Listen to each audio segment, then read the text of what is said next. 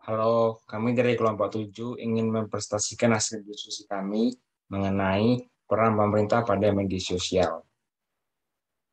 Kelompok 7 terdiri dari Lukadisova Coo dengan NIM 19142 sebagai penyusun, Horas Silalahi, saya sendiri sebagai presenter, Emmanuel Stefanus Aristoteles Lopiwawo dengan NIM 19133 sebagai anggota, Windy Perstika Ratu dengan NIM 19139 sebagai anggota.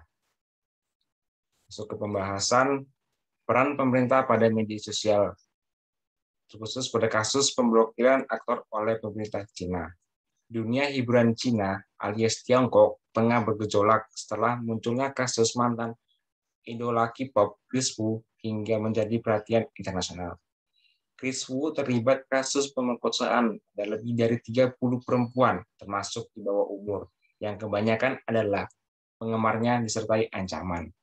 Sebelumnya, seorang perempuan bernama Du Mishu mengaku menjadi korban pelecehan Chris Wu dan mengungkap sejumlah perempuan lainnya yang juga mengaku menjadi korban. Kala itu, kepolisian Beijing sudah menangkap Chris Wu dan dimintai keterangan. Namun, sang idola membantah semua tuduhan.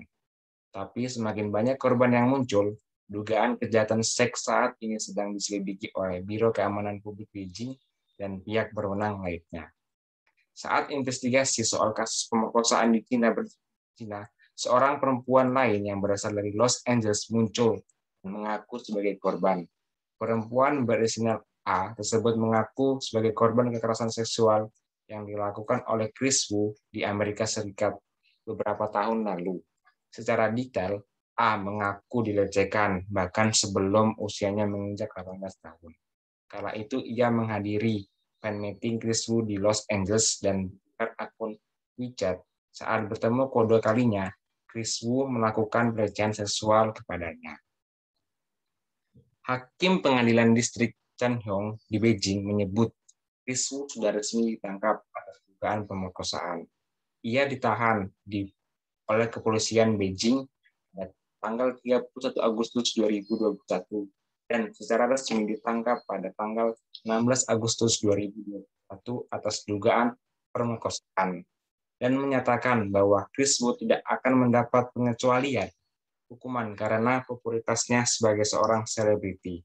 Namun hingga kini masih belum ada pernyataan apapun yang diberikan pihak Chris Wu terkait pemberitaan tersebut.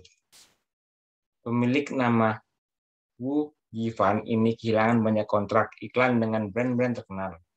Jumlah brand yang bekerjasama dengan Chris Wu langsung memutus kontrak, termasuk larangan di dunia hiburan Cina. Salah satunya yaitu larangan mengidolakan selebriti secara berlebihan. Bahkan akun media sosial Chris Wu langsung dihapus secara resmi oleh Weibo, dan lagu-lagunya dihilangkan dari situs streaming China. Fandom penggemar K-pop menjadi salah satu incaran untuk bagi pemerintah Cina. Padahal fans dari Cina dikenal sebagai fans base yang paling loyal dan kaya. Dinaktifkannya fans base Cina untuk idola K-pop tersebut juga dinilai banyak mempengaruhi kelancaran karir sang idola. Kita masuk ke analisis kasus. Pendapat kelompok tentang kasus. Dari apa yang telah kelompok kami analisis tentang kasus, kami setuju dengan pihak kepolisian yang sudah menahan Chris Wu atas dugaan pemerkosaan dan tidak mendapat pengecualian hukum karena popularitasnya sebagai seorang selebriti.